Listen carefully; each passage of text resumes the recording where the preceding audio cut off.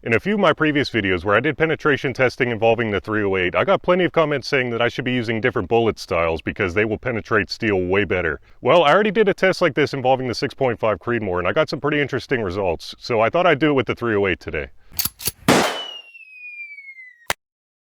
This time though, I loaded up 18 different bullets for the 308 Winchester along with 2 factory loads that we can test as well, meaning that we have 20 different bullets to test. All of these loads are going to be shot out of this 24-inch setup right here, which should give us just about the maximum velocity. And speaking of velocity, I'm going to be keeping this chronograph mounted right here to make sure we know exactly how fast each shot's going. Do you believe in ghosts? No. Well, I got something that may change your mind. I'm practically looking at a ghost right now because Steel Sled V1 is back from the dead. Basically, I'm using Steel Sled V1 to hold these big plates right here, because if you can remember from the last test, these plates flopped out of Steel Sled V2 pretty easily. In order to accommodate for all these different bullet types, we're going to be using these big plates in 1/4 inch and 3/8 inch. That way we can make sure that all the bullets are on the same plates. Until we get to 1/2 inch. So how's about we get this testing started with this 1/4 inch plate right here. Looking good, Steel Sled V1. I'll be honest, I'm kind of dreading this testing because I forgot a magazine at home, so I'm going to have to single load each one of these rounds. That's not going to be fun. And without further ado, let's go ahead and get this testing started, starting with the lightest bullets and working our way up to the heaviest.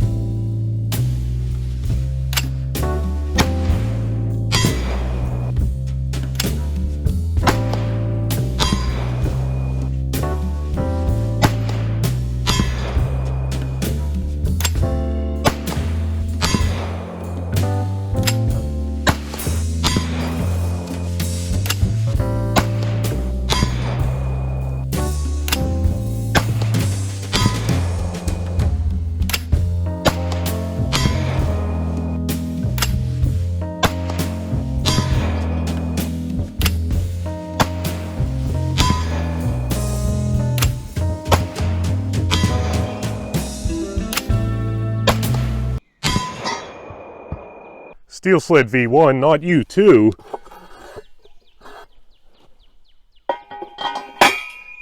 All right, that looks better right there.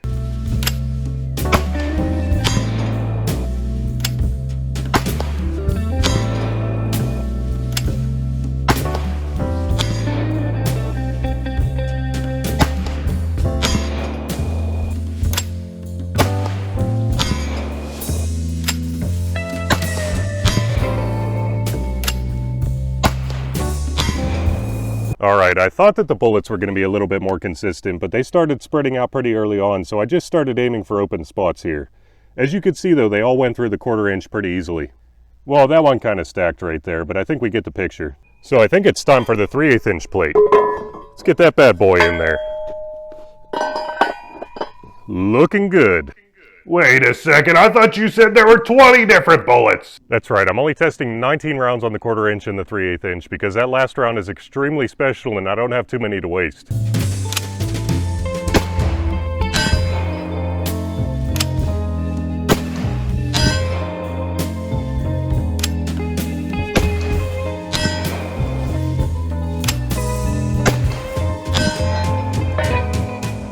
Well, I'm glad it fell out, because I need to redo that last shot.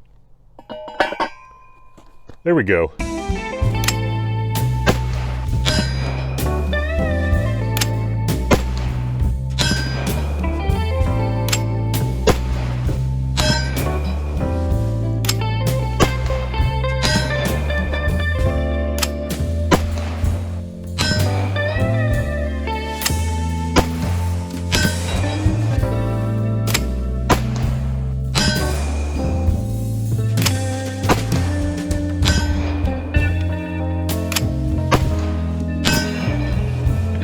So far, it is not looking good for copper. I think we're good to go.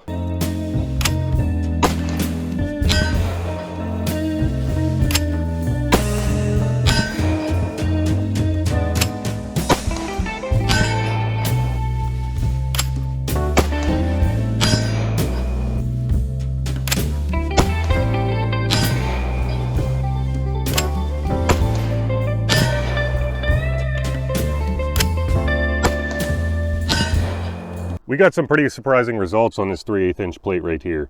None of the copper bullets went through, neither did the 125 grain FMJ, and neither did the 208 grain ELDM. That's some pretty crazy results. These bullets are hitting all over the place, so it's going to be pretty hard to hit this 1/2 inch steel plate, but let's go ahead and try anyways.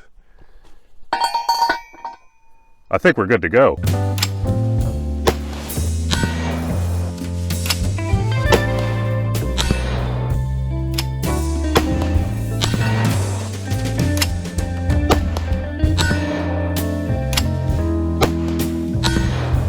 Well, nothing's penetrated yet. I think it's time for a new plate though.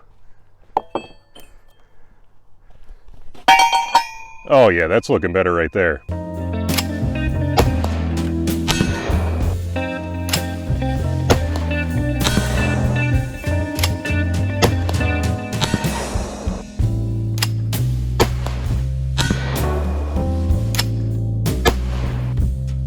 Well, that last shot was a little too close for comfort, but that's what we're going to have to roll with. Time to grab the last plate. Hopefully something goes through.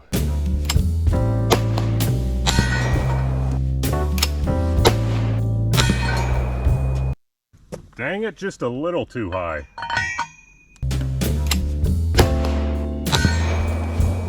Still absolutely nothing, although it did knock the plate out pretty good.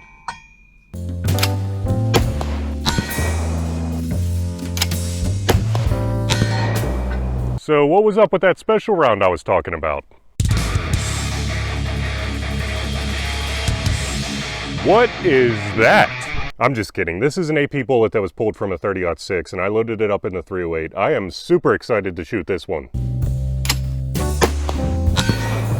Unfortunately, my lapel mic actually disconnected for some reason and I did not notice at all. So you know what that means. Voiceovers! I don't know what to expect here. Oh wow, it looks like it went straight through like butter. It's time for a 3/4 inch plate. Look at that thick boy right there. Good to go. I don't think there's any way. Oh wait, yes, it did go through. That is freaking nuts. This is the first time that I'm saying this, but look at that hunk of steel right there. 1 inch thick of solid steel. There we go.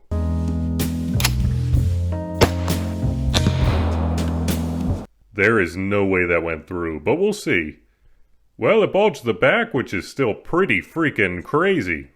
Now let's go back to the bench and figure out just how deep that penetrated. Because it's time to grind.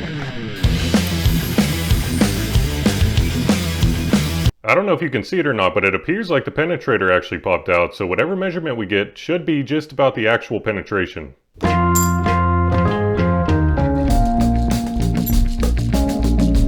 You are never gonna believe this. Well, okay, you might believe it.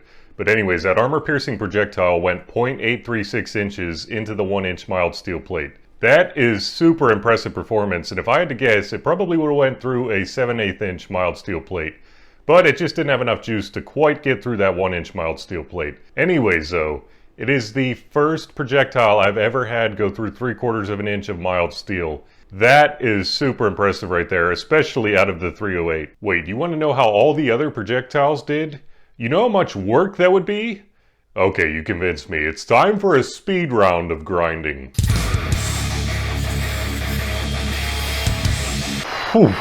Now that that's over with, here's all the numbers that we got on all the different penetrations. I was really surprised to see that the regular 150 grain Hornady interlock actually penetrated the deepest at 0.436 inches. That is super impressive performance right there, but obviously it's nowhere near the armor piercing round. Anyways, I really hope that you enjoyed today's video. Thanks so much for watching, and remember, don't let ballistics drive you bananas.